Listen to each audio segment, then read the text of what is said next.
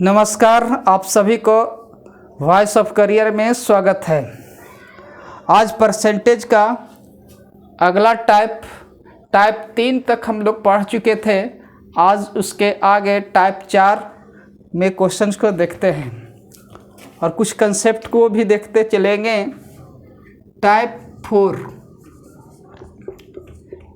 4 में पहला क्वेश्चन की ओर देखते हैं। तो कहा जा रहा है कि ए बी से 25% अधिक है। ए बी से 25% अधिक है। तो कह रहा है कि बी ए से कितना प्रतिशत कम है। ये डाटा से बहुत क्वेश्चन आसान है। बहुत स्टूडेंट्स, मोस्ट ऑफ स्टूडेंट्स के इसके वेरिएशन के बारे में पता है, क्योंकि इसके पहले जो एग्जामिनेशन हुआ करता था यही पूर्ण संख्याओं पर आधारित रहता था। 10%, 15%, 25%, 20%, तो बहुत आसानी से ट्रिक के माध्यम से बना लेते थे। लेकिन जब मैथमेटिक्स आप पढ़ते हैं तो ट्रिक तो कहीं हद तक ठीक है, लेकिन सबसे पहले जो है आपको कंसेप्ट को डेवलप करना होगा। कभी भी ट्रिक से नहीं पढ़नी चाहिए, क्योंकि ट्रिक जो होता है वह घर पर या कॉपी में पलट कर देख लेते हैं तो काम करता है, लेकिन एग्जामिनेशन हॉल में आपका याददाश्त मेमोरी में नहीं आते रहता, जिसके कारण टाइम टेकिंग लग जाता है और हो भी नहीं पाता है। आजकल तो इतने वेरिएशन क्वेश्चन का बदल रहा है कि आप ट्रिक से एग्जामिनेशन को क्रैक नहीं कर सकते हैं। तो हम समझते हैं इसके कंसेप्ट को क्या कहता है, इसके भाषा में लिखा हुआ बात को समझने का प्रयास करते हैं कि क्या ये है चीज़।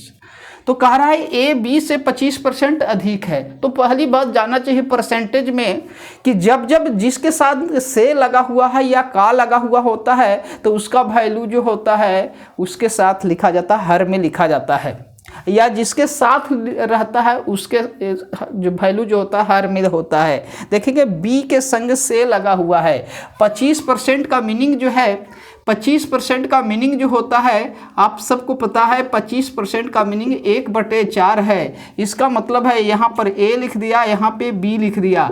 जिसके संग से लगा होता है उसका वैल्यू हर में होता है। जिसके संग का लगा होता है उसका वैल्यू हर में डिनोमिनेटर में होता है। तो हर में कितना है, 4 है। इसका मतलब बी का वैल्यू कितना होने वाला है, 4 होने वाला है।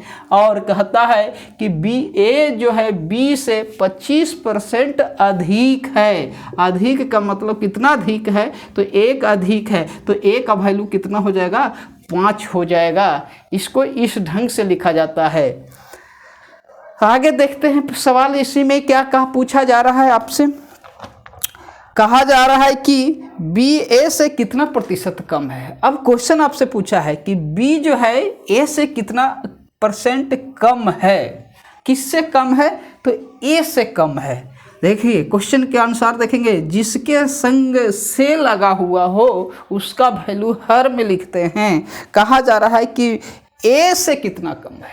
ए से, इसका मतलब ए का वैल्यू कितना लिखना है, हर में 5 लिखना है। जिससे तुलना हो, जिसके साथ से लगा हुआ हो, जिसके साथ का शब्द जुड़ा हुआ हो, उसका वैल्यू जो होता है डिनोमिनेटर में लिखते हैं, हर में लिखते हैं। ये बात को दिमाग में सेट कर लेनी चाहिए। तो ये 5 हो गया। अब तुलना में क्या कहा, कम है। तो देखिए बी का वैल्यू 4 है, ए का वैल्यू कितना है, 5 है। तो कितना कम हो गया, तो 1 कम हो गया। 1/5 बराबर के % हो गया, 20% हो गया। इस प्रश्न का उत्तर कितना हो गया, 20% हो गया। बहुत विद्यार्थी क्या करते हैं कि इस तरह का क्वेश्चन को इस ढंग से बना लेते हैं, 25/125 गुने 100, ये % लिखिए 25 से 20/100 अर्थात कितना हो गया, 20% हो गया। इसमें कुछ भी आपका समझ विकसित नहीं होता है।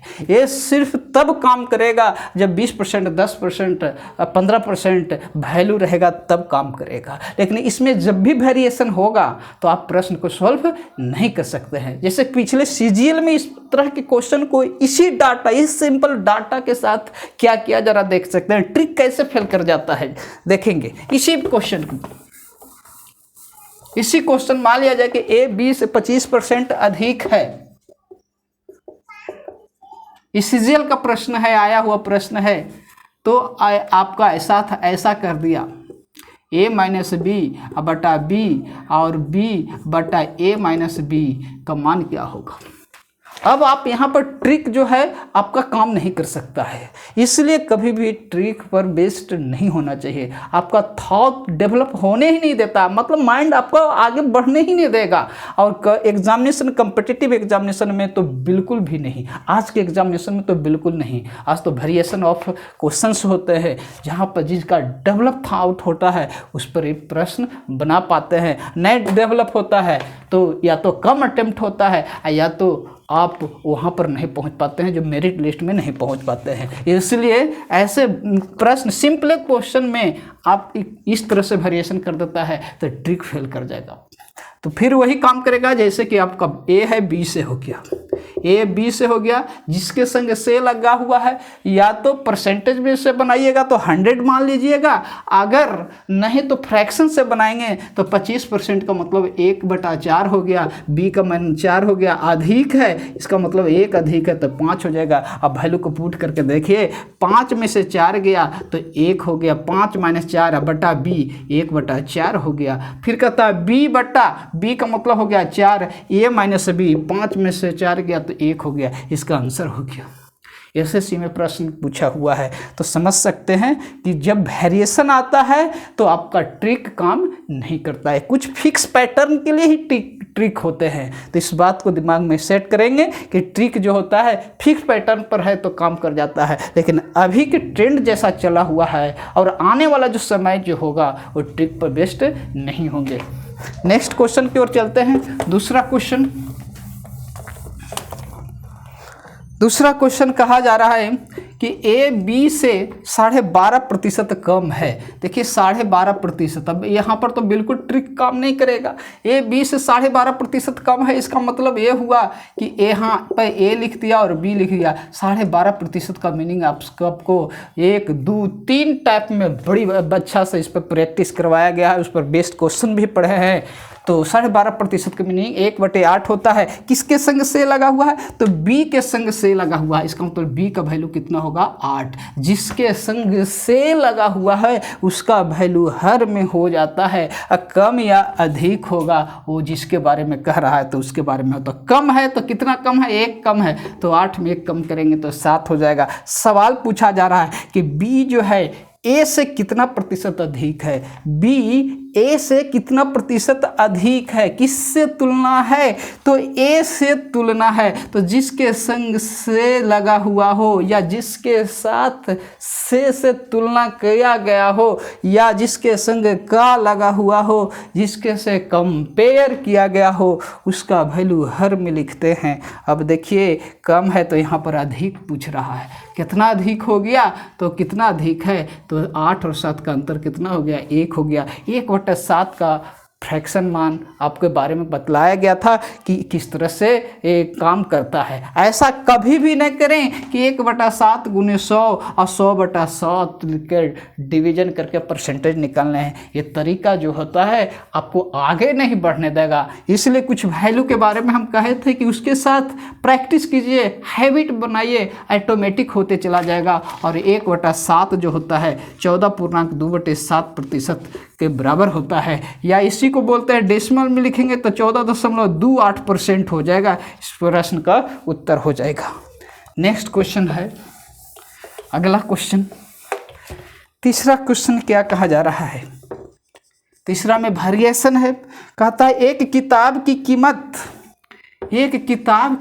बुक की कीमत जो है कलम से, कलम का अंग्रेजी हो गया पेन, आई हो गया बुक की कीमत से कहता है 16.2/3% अधिक है। 16.2/3% का मतलब 1/6 होता है। किससे तुलना किया है कलम की कीमत से, कलम की कीमत से है तो कलम की कीमत जो हो जाएगा 6 हो जाएगा। क्यों 6 कलम के लिए है? इसीलिए क्योंकि पेन से तुलना है और जिसके संग तुलना होता है उसका वैल्यू नीचे हो जाता है। मैं बार बार बोल रहा हूँ। और उसके बाद क्या कहता है? अधिक है तो ये अधिक कर दीजिए, ये कितना हो जाएगा? 7 हो जाएगा। अब देखिए इसमें प्रश्न क्या क्या इसमें चेंजिंग कर दिया है। अब कहता है 9 किताब की कीमत। अब देखिए एक किताब की कीमत जो है 7 रुपया दिया आया हुआ है। एक किताब की कीमत 7 रुपया है तो प्रश्न में 9 किताब कह रहा है तो 9 किताब की कीमत कितना हो जाएगा? 63 रुपया हो जाएगा। अब आगे किससे तुलनाओं कर रहा है? 10 कलम की कीमत से। तो 10 कलम का कीमत कितना हो जाएगा? एक पेन की कीमत 6 तो 10 कलम की कीमत कितना हो जाएगा? तो 10 छक्का कितना हो गया? 60। चाहेंगे तो इसको और छोटा कर सकते हैं। 63 और 60 को छोटा किया जा सकता है तो 3 से कर देंगे तो ये कितना हो जाएगा? 21। और 3 से कर देंगे तो ये 20।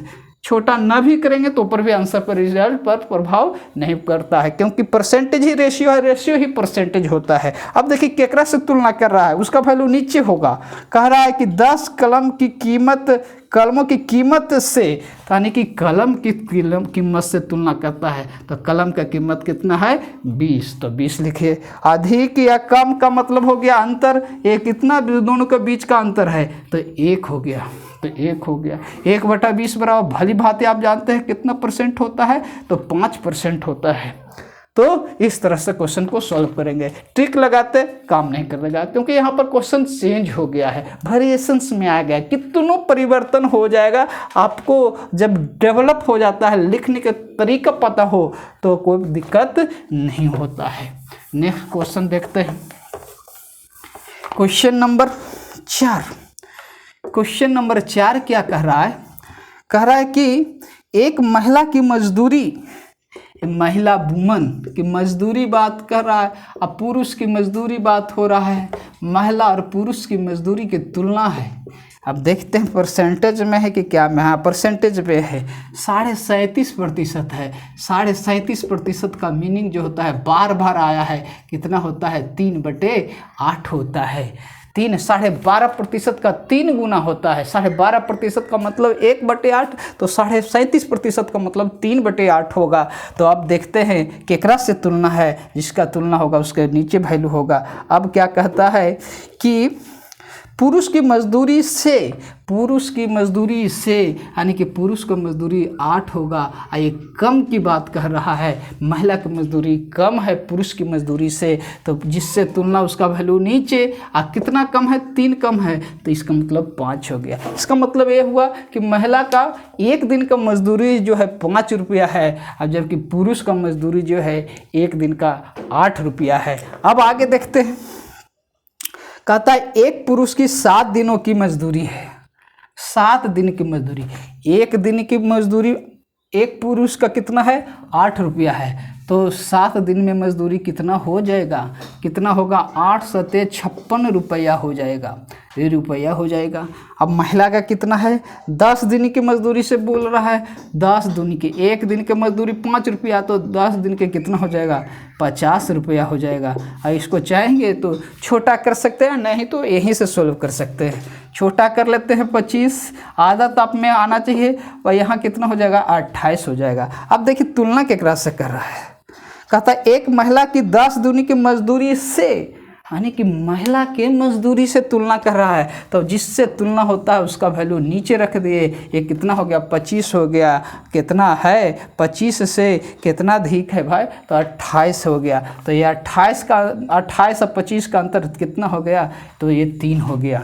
28 और 25 का अंतर कितना हो गया? 3 हो गया। इसको परसेंटेज में बदलना है तो 1/25 बराबर, देखिएगा 3 गुना 1/25, 1/25 बराबर 4% होता है। 1/25 बराबर 4% होता है तो 3 गुना है तो 3 गुना में कितना परसेंटेज हो जाएगा? निश्चित रूप से कितना बोलेंगे? 12%। नहीं तो 100 से गुना कर दीजिए। इसको 100 से गुना करेंगे, वेरी सिंपल। ये कितना हो गया? 12% हो गया।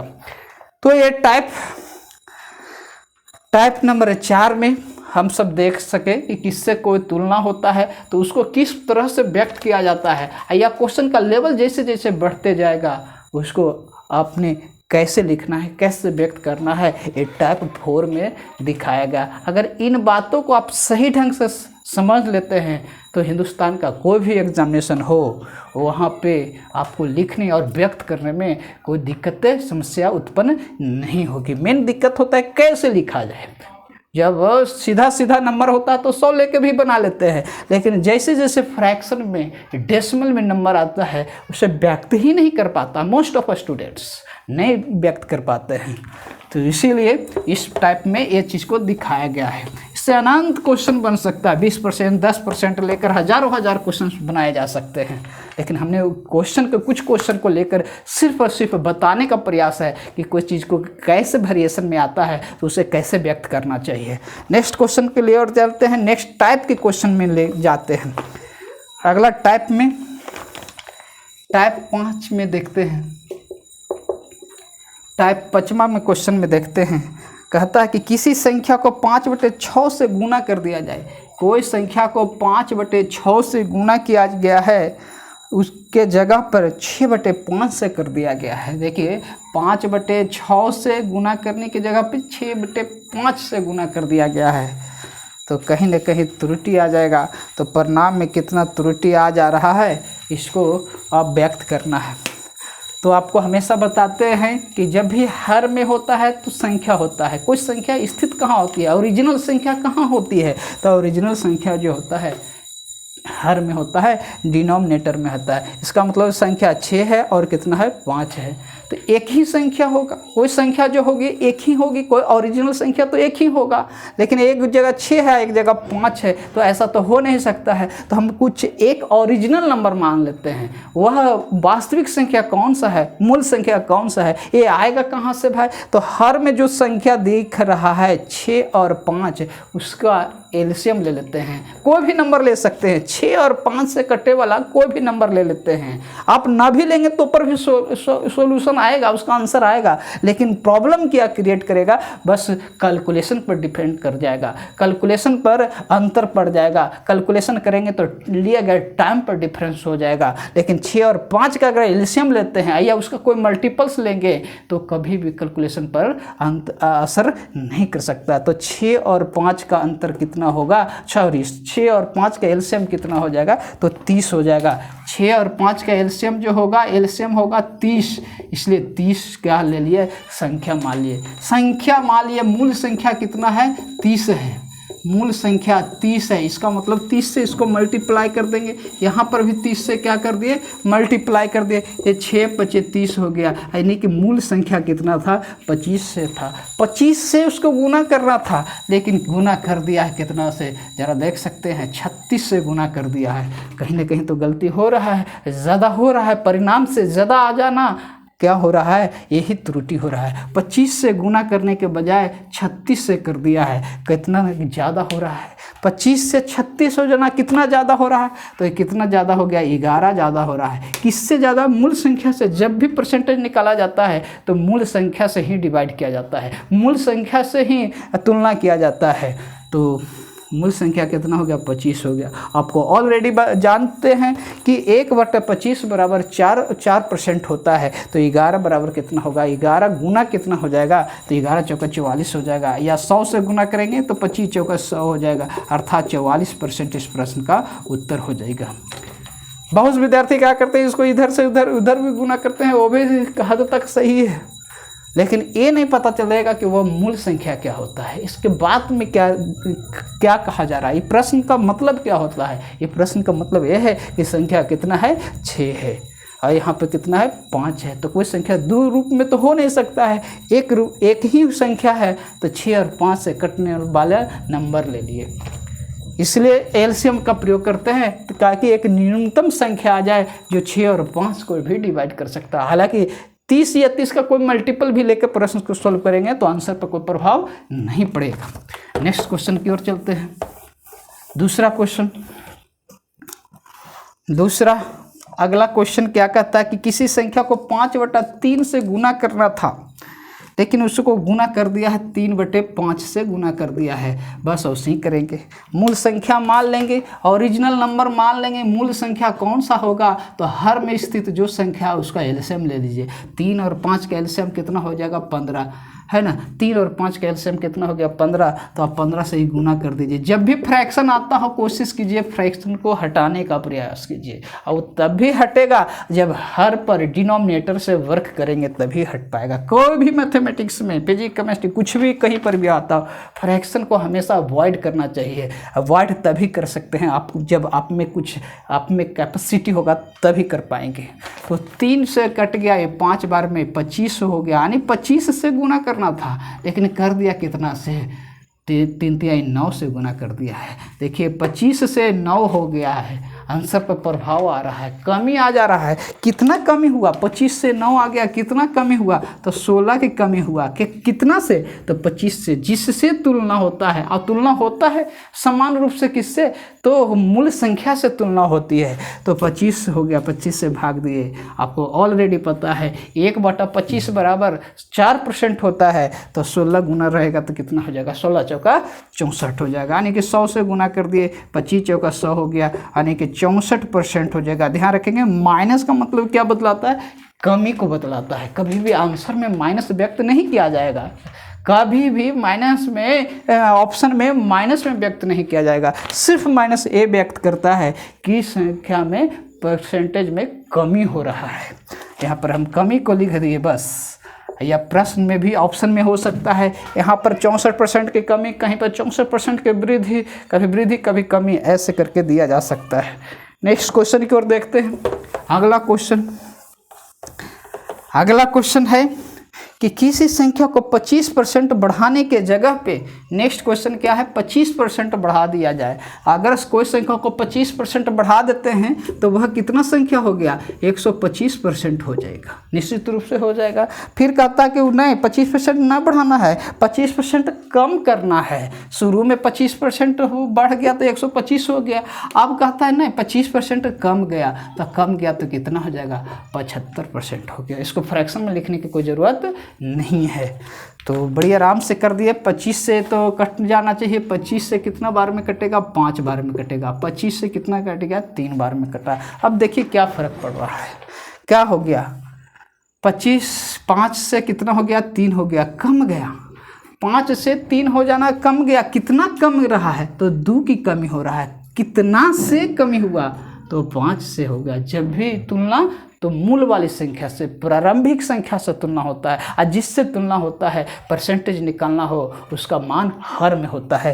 ये तो 5 हो गया, 2/5 बराबर क्या परसेंट होता है, 40%। यानी कि -40%, जी नहीं, माइनस सिर्फ ये बतलाता है कि कमी हो रहा है। तो इस प्रश्न में कहता है कि परिणाम में कितने प्रतिशत की त्रुटि हुई। त्रुटि मतलब क्या हुआ, कमी, मतलब 40% की क्या हो गया, कमी हो गया।